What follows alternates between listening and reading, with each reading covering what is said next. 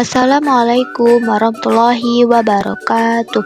Halo anak-anak, hari ini kita mempelajari tentang menulis teks deskripsi dengan menggunakan rangkaian kalimat yang beragam pada fase B untuk kelas 3 dan 4. Nah, yang pertama kita membahas pengertian teks deskripsi. Nah, anak-anak di sini sudah mengetahui apa itu teks deskripsi? Baik, Ibu akan menjelaskan teks deskripsi.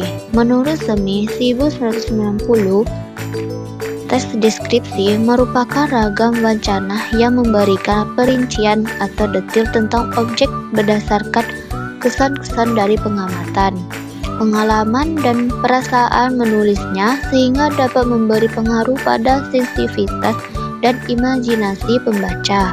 Bagaikan mereka ikut melihat, mendengar, merasakan, atau mengalami langsung objek tersebut. Kemudian kita membahas tentang ciri-ciri teks deskripsi.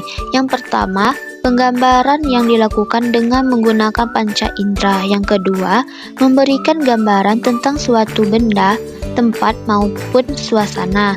Yang ketiga, memberikan penjelasan mengenai objek yang sedang dideskripsikan.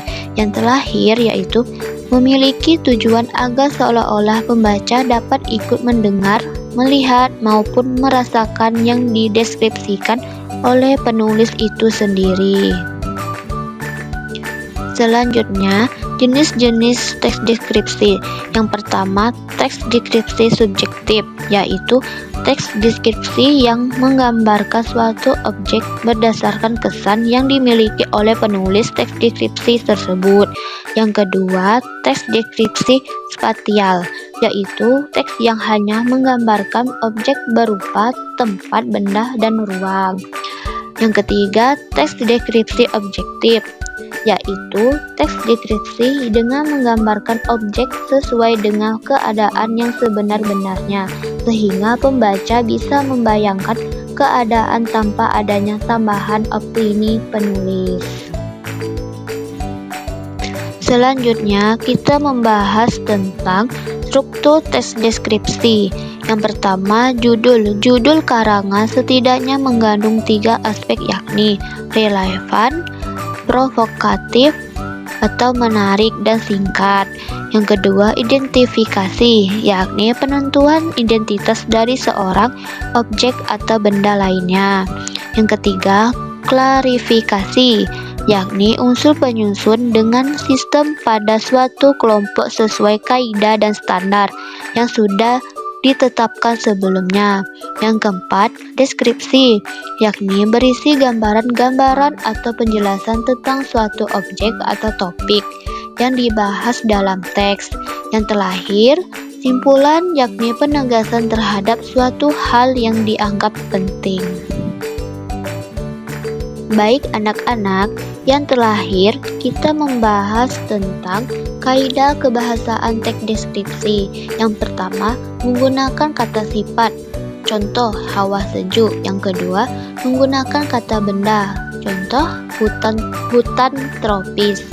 Yang ketiga, menggunakan kata kerja. Contoh, angin pantai berembus. Yang keempat, menggunakan frasa yang mengandung kata benda. Yang kelima, mengandung kata kerja transitif.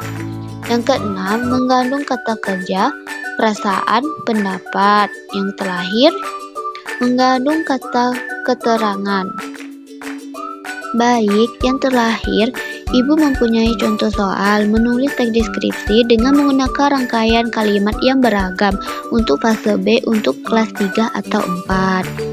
Ini adalah contoh lembar kerja peserta didik untuk mendeskripsikan bagaimana bentuk kalian mengetahui pada penglihatan dan pendengar dengan pemahaman tersebut, dan deskripsikan dan tulis di lembar deskripsi untuk menggambarkan pada gambar tersebut, seperti gambar bakso, ruang kelas, dan kucing.